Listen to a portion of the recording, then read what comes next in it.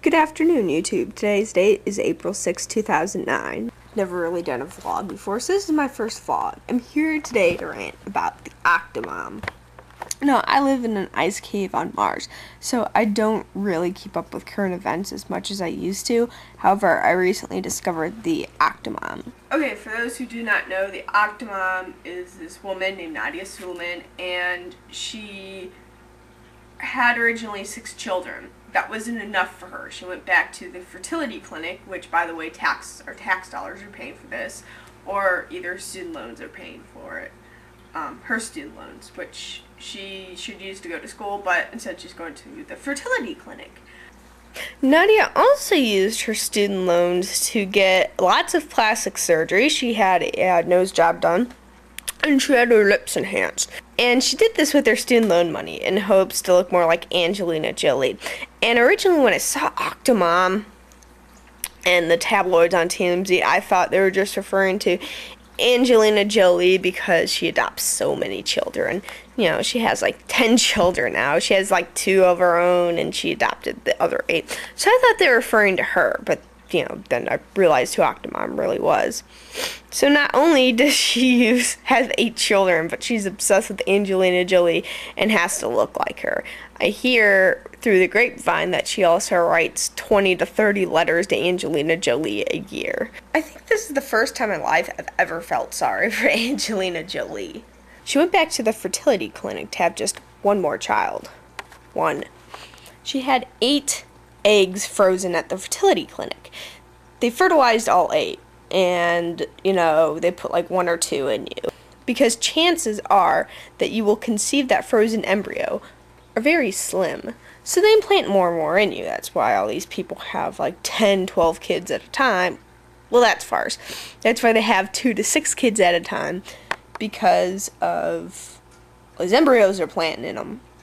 Naydia did not wish to either give up or donate her embryos to other people who don't have children and really want a child. She says it's inhumane to donate those embryos to somebody who could really use them or really wants to use them. However, she decided to use them all anyways. What happened was she conceived all 8 embryos and gave birth to octuplets 7.5, 8 months later. I'm not too sure on the date about that. Let me do a reenactment of how Octomom's belly looked. I use it as a form of birth control today because I do not ever wish to conceive children. Okay, picture that times 8. Anyhow, she gave birth to 8 children, which makes her brood a total of 14 kids right now. 14 children. She has no job, but then again, how can you have a job if you have 14 kids? You know, you're kind of like busy raising the kids. So our tax dollars are paying for those children in the hospital right now because she's not paying for them. She was using student loans to get by and food stamps. Oh, by the way, 3 out of the original 6 children have mental disabilities, or they're fragilely mental. The one has a speech problem, but what kid doesn't have a speech problem? I had a speech problem as a child. I couldn't say the word R. And so I went to speech therapy classes in school. And what they did, it's very inhumane. They stand you in front of a mirror and they make you say letters. And you just realize how much you fail, and most kids just break down and cry because it's very inhumane staring at yourself in front of a mirror, watching yourself struggling. Finally, somebody told me you make the letter R, which I was saying W at the time. I sounded much like Elmer Fudd as a young child. You know, widen your tongue, and you put it against your back teeth in your mouth, and you go, "Rrr." I was able to do that, and it's like, you would have saved me like a year if you just told me how to say the word R like that to begin with. Alright, so 3 of the children have mental disabilities, for which she gets $680 of money from the government. She then gets like $500 in food stamps a month. That's a lot of money in food, but then again, you have 14 mouths to feed right now, and I'm sure her food stamps will go up. Now she's a quasi-celebrity, and everybody gives her everything. It seems to me like the only way to get something in this country is to have a gross amount of children. Because, you know, John and Kate plus 8, well, they have 6 kids plus 2, well, one set of twins, that's 2. They get to go everywhere for free, and they have their own TV show. You know, back in the day,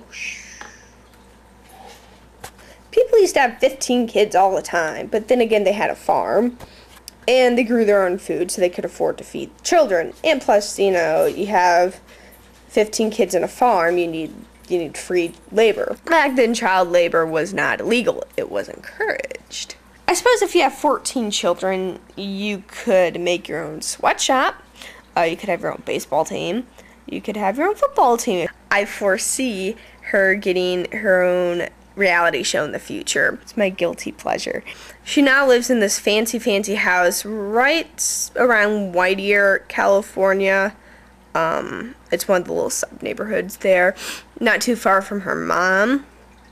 I hear her dad's just going to Iraq to get away from everybody and to be a driver there so he can give money to his wife and his daughter, because his wife, well, ex-wife, defaulted on the loans of their house because she was busy taking care of Naydia and her, at the time, 6 children. She became a little bit of, you know, behind her loans to the tune of $23,000. Octomom, instead of raising the children, likes to go shopping at Target twice a day. Who goes to Target? Why would you go to Target twice a day?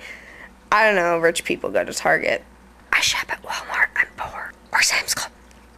So she's going to Target. Oh, Dr. Phil paid for nannies and nurses to come in and raise the children. Now, nurses in the state of California are under this obligation to report child abuse whenever they see it. They reported Naydia, and she promptly fired them. She then said that one of the nannies had tuberculosis. Well, yeah, they tested positive for tuberculosis, but then again, a lot of things can make you test positive for tuberculosis. But a chest x-ray was never done to either confirm that she did or did not have tuberculosis.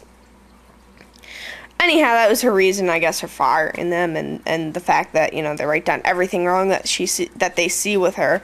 But then again, you know, if you want all this publicity, then that's just a consequence.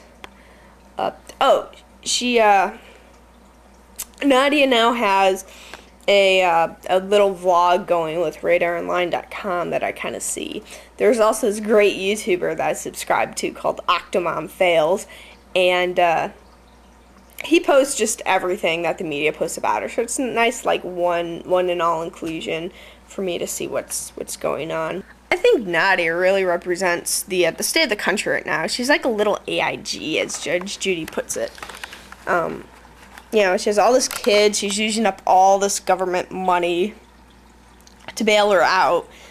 And then she goes around, she's probably going to sue the government, much like AIG. If you have any opinions about Octomom and the whole Octomom scandal, please feel free to video response me, because I'm very addicted to YouTube now, and vlogs and video responses and the talking back and forth. Again, I live in an ice cave on Mars, so this is pretty much the only interaction I'm gonna get right now.